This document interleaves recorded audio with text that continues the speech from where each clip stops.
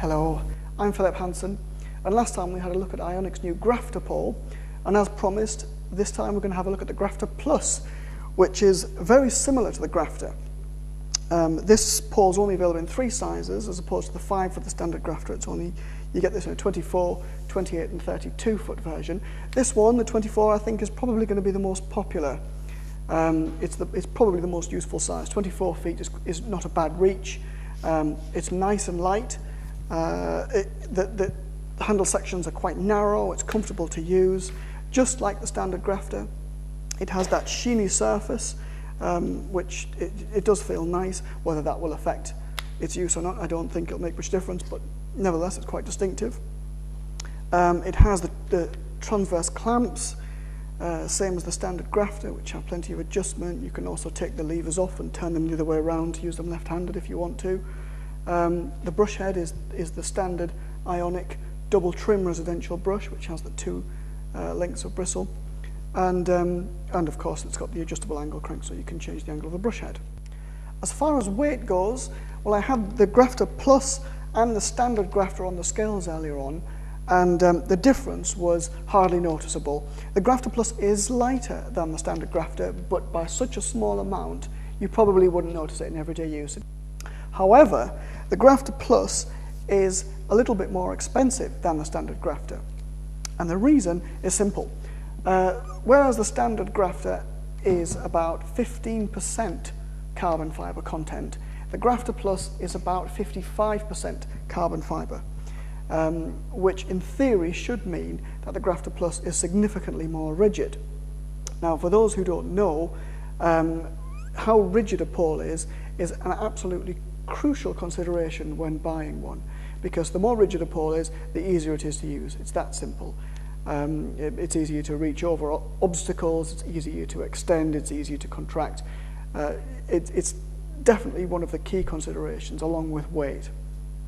The problem is, it's quite hard for me to show you rigidity in a video like this, because usually to test how rigid a pole is, you actually have to use it and feel what it's like.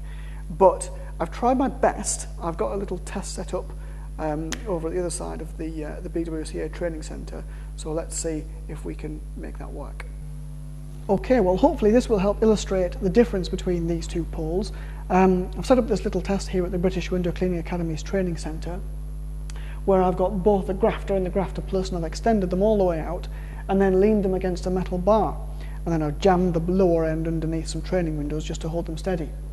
And you can quite clearly see the difference in rigidity by doing that. You can see that the standard, the Grafter Plus, I should say, is significantly more rigid than the standard Grafter.